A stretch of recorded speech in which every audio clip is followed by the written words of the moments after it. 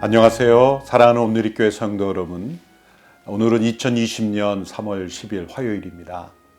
매일매일의 일상이 무너져 있는 이때에 일상의 소중함을 다시 깨닫게 됩니다. 우리가 즐겁게 반갑게 만났던 많은 사람들, 서로 악수하며 또 어깨를 두들겨 주었던 그런 동료들, 우리의 일상의 소중함을 다시 깨닫게 되면서 무너진 대한민국의 일상이 회복되고 다시 활기찬 사회가 되기를 우리 모두 소망하며 오늘 나라와 민족을 위한 9시 기도에 함께 임하기를 원합니다. 오늘 나라 교회를 위한 9시 기도해 주신 하나님의 말씀은 여호수아 10장 12절로 14절의 말씀입니다. 여호와께서 아모리 사람을 이스라엘에 넘겨주신 그날에 여호수아는 이스라엘이 보는 앞에서 여호와께 말했습니다. 오 해야 기브온에 그대로 멈춰 있어라. 오 달아 아얄론 골짜기에 그대로 멈춰 있어라. 그러자 백성이 적들에게 원수를 갚을 때까지 해는 멈춰 있었고 달도 멈춰 섰습니다. 야살의 책에 기록된 대로 해가 중천에 서서 하루 종일 지지 않았습니다. 그렇게 여호와께서 사람의 말을 들어주신 날은 전무후무했습니다. 여호와께서 이스라엘 편에서 싸우셨기 때문입니다. 6.25 전쟁에 참전한 미군 가운데 윌리엄 해밀턴 쇼라는 해군 대위가 계십니다. 이분은 선교사로 온 윌리엄 얼 쇼의 아들로서 평양에서 태어나 평양 외국인 학교를 다녔습니다. 그래서 한국말을 잘 배우게 되었고 한국을 사랑하게 되었습니다. 2차 대전 당시 노르망디 상륙 작전에도 참전하였습니다. 그 후 1947년 다시 한국으로 돌아와서 당시에 지금 해군사관학교의 전신인 그런 해군을 양성하는 기관에서 교관으로 일하기도 합니다. 그 이후에 이 해밀턴 쇼는 하버드 대학의 박사과정에 진학하여 공부를 계속 수행하게 됩니다. 박사과정에 있을 때에 6.25 전쟁이 일어난 것입니다. 그때 윌리엄은 이런 말을 하고 이 땅에 돌아와 6.25 전쟁에 참전을 했습니다. 나의 조국에서 전쟁이 났는데 어떻게 내가 공부만 할 수 있겠는가? 지금 한국인들이 전쟁 속에서 자유를 지키려고 피를 흘리고 있는데 내가 도우러 가지 않고 전쟁이 끝나기만을 기다린 후에 선교사로 가려 하는 것은 제 양심이 허락하지 않습니다. 그는 부모님에게 이렇게 편지하고 한국으로 돌아와 참전을 한 것입니다. 그로 인해 그는 해군에서 일하게 되었고 또 메가더 장군이 인천 상륙작전을 할 때 정보장교로서 우리나라의 지리에 능숙한 그 정보를 제공하여 인천 상륙작전이 성공할 수 있도록 큰 기여를 하게 된 분입니다. 선교사의 아들로 이 땅에 태어났다고 해서 우리나라를 나의 조국이라고 말할 수 있을까요? 이 윌리엄의 헌신은 우리 모두를 부끄럽게 한 귀한 본이 됩니다. 그분은 한국에서 돌아가시고 양화진묘에 묻혀 계십니다. 이 나라와 민족은 이러한 희생을 토대로 해서 세워진 대한민국입니다. 대한민국에는 많은 선교사님들의 희생이 있었고 믿음의 역사가 있었고 또 그 믿음의 헌신을 받으신 하나님의 역사가 이 땅에 있었습니다. 우리가 함께 읽은 이 여호수아를 통한 기록도 동일한 기적의 역사입니다. 믿음의 사람들이 만들어낸 하나님의 역사입니다. 오늘 우리에게는 이러한 역사가 필요합니다. 그러기 위해서는 여호수아가 보여주었던 이 믿음, 하나님을 의지하는 그 헌신, 그 기도가 우리에게도 필요합니다. 오늘 본문의 여호수아가 이런 기도를 드리게 된 배경이 있습니다. 그것은 이스라엘 백성들이 가나안 정복 중에 조약을 맺었던 기브온 족속, 그 기브온 족속을 가나안 남부의 여러 동맹국들이 정복하면서 그 기브온 족속을 구하기 위해서 여호수아가 전쟁을 한 내용입니다. 사실 여호수아와 그 백성들이 기브온 족속을 구하는 일은 불필요해 보입니다. 그렇게까지 하지 않아도 되는 일처럼 보입니다. 그러나 하나님의 이름으로 조약을 맺었기에 한 민족으로 그 족속들을 여겼던 것입니다. 이것이 하나님의 마음입니다.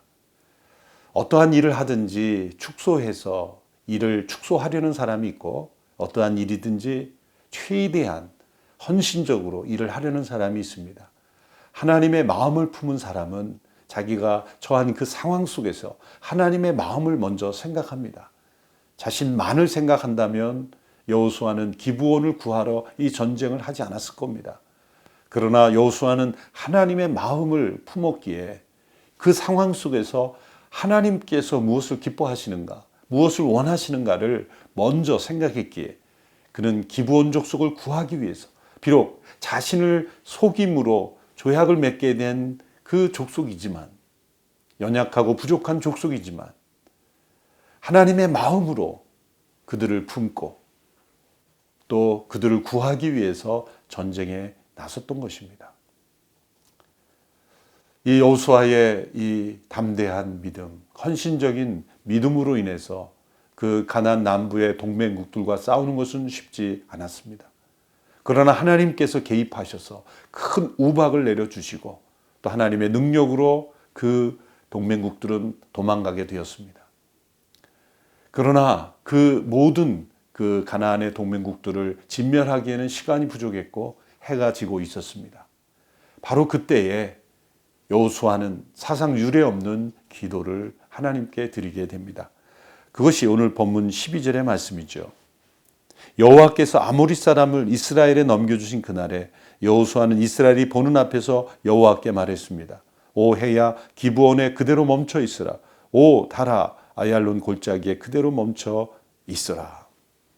해와 달이 멈춤으로 그들을 정복할 수 있는 시간을 벌려고 기도했던 것입니다.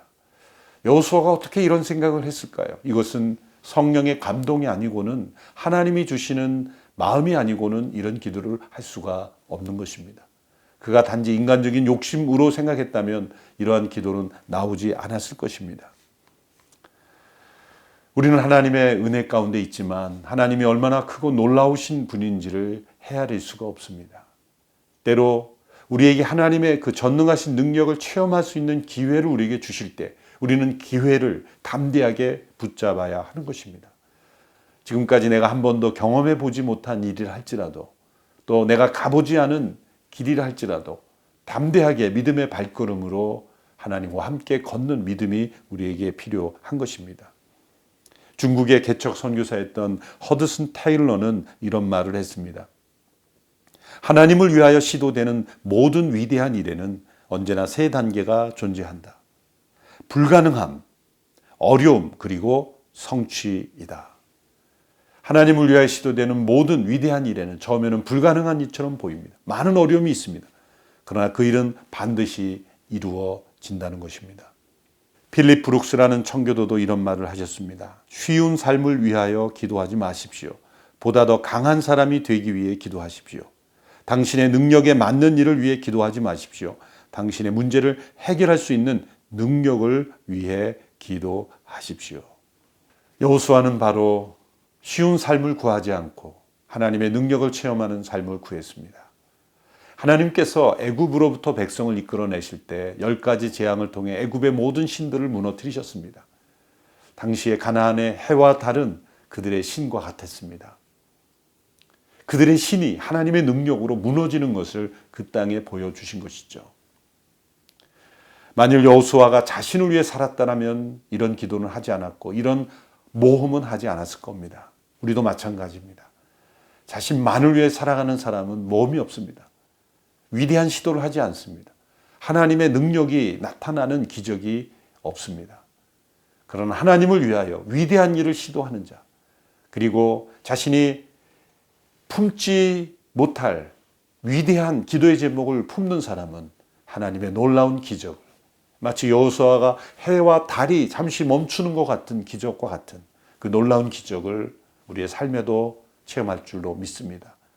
이 나라와 교회의 위기 가운데 우리 모두가 여호수아와 같은 담대한 믿음, 그 기도를 우리가 드릴 수 있게 되기를 바랍니다.